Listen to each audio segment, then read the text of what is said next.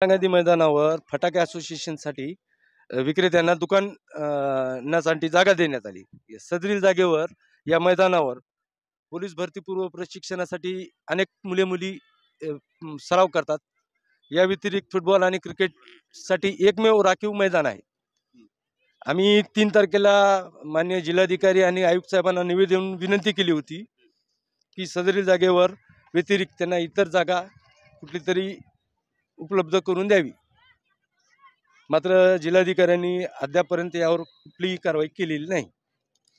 सध्या या जागेवर शालेय क्रीडा स्पर्धा सुरू आहेत। शालेय क्रीडा स्पर्धेसाठी महापालिका आणि जिल्हा क्रीडा अधिकारी यांना कोणती जागा मैदान उपलब्ध नाही। आजही सध्या याच्यावर सामने सुरू आहेत हँडबॉलचे। उद्या जर या जागेवर चिखल वगैरेसाठी मुरुम गिट्टी किंवा चुरी टाकण्यात आली तर हा ग्राउंड नेहमीसाठी खराब होणार आहे। 3 महिन्यापूर्वी याच ग्राउंडवर जिल्हाधिकारी कार्यालयामार्फत 15 लाख रुपये खर्च करून लाल माती एसगी आणि औंढ्यातून आणून ग्राउंड दुरुस्त करण्यात आली। त्यावेळेस राज्यस्तरीय महसूल स्पर्धा झाल्या होत्या। आता यांना जर ही जागा दिली तर आम्हाला नाहक म्हणजे नाईलाजास्पद श्री गुरु गोविंद सिंगजी मैदान जी की 2 वर्षापासून सर्वसामान्यांसाठी बंद केलेलं आहे, त्याबाबत पाठपुरावा करावा लागेल किंवा त्यासाठी आंदोलन करावे लागेल। आणि यासाठी आम्ही अजूनही आम्हाला कोर्टात जायची तयारी आहे। मिळाली कशा ते काय आहे? लिलावाद्वारे फटाका विक्रेत्यांच्या 2 असोसिएशन झालेले आहेत। जुनी असोसिएशन गुरुद्वाराच्या जागेवर आहे। नवीन असोसिएशनला ही जागा 18 लाख रुपये भाडेतत्वावर दिली आहे। त्यात शासनाचा 27 लाख रुपयाचा महसूल बुडाला आहे। कारण गुरुद्वारा बोर्डाने हीच जागा याच उद्देशासाठी 45 लाख रुपयाला दिली होती।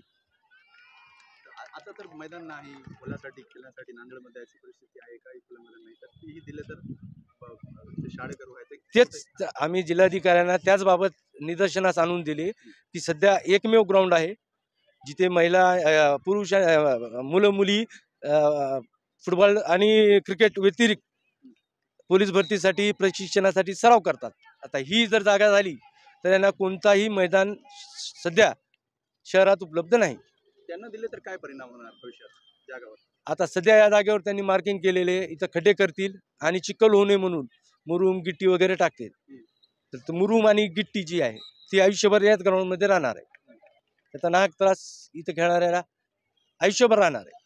इंदिरा गांधी मैदान येथे फटाके स्टॉलसाठी इथं मार्केट दिलेलं आहे असं आम्हाला कळालं। यानंतर आम्ही जे आहे शिवसेनेचे पदाधिकारी मोईज भाई यांना आम्ही कळवलं की या मैदानावर असं जे आहे फटाके स्टॉल देण्यात आलेला आहे, जेणेकरून जे ते नियमित सराव करतात विद्यार्थी, पोलीस भरती, फुटबॉल, क्रिकेट, हा एकमेव मैदान शहरात आहे जे नियमित सरावासाठी चालू आहे। जर का हा मैदान या कारणास्तव बंद झाला तर सध्या काही दिवसातच पोलीस भरती होणार आहे। तर मुलांची तयारी जी आहे ते कुठंतरी त्यांची प्रॅक्टिस थांबणार आहे आणि जे खेडेपाड्यातील विद्यार्थी ते येतात फक्त सरावासाठी, त्यांना पर्यायी मैदानच नाही आहे। आणि दुसरं म्हणजे या मैदानावर दरवर्षी राज्यस्तरीय फुटबॉल स्पर्धा होते डिसेंबरमध्ये, आणि ते महानगरपालिकेला आम्ही रीतसर फीस भरून ती स्पर्धा घेतो आणि महानगरपालिकेला हे माहीत आहे की या मैदानावर स्पर्धा होते, तरी पण इथं हे चोरी किंवा हे खड्डे करणार तर कुठेतरी हे जे आहे विद्यार्थ्यांचं नुकसान आहे, खेळाडूंचं नुकसान आहे। आम्ही सर्व कोचेस आणि खेळाडूमार्फत जिल्हाधिकारी साहेब आणि आयुक्त साहेब यांना विनंती करतो की खेळाडूंसाठी एकमेव मैदान या शहरात आहे, हा मैदान जे आहे फक्त खेळ आणि खेळ स्पर्धा याच्यासाठी राखीव ठेवण्यात यावा। जिल्हास्तरीय शालेय स्पर्धा सध्या हँडबॉलचे इथं होत आहेत, अनेक स्पर्धा याच मैदानावर होतात। जर का हे फटाके स्टॉलचं मार्केट जर का या मैदानावर लावण्यात येतील तर खेळाडूंचा खूप नुकसान होणार आहे। खेळ आणि खेळाडू यांचं अत्यंत नुकसान होणार आहे। हे कुठंतरी थांबवण्यात यावं आणि खेळाडूंना न्याय द्यावा।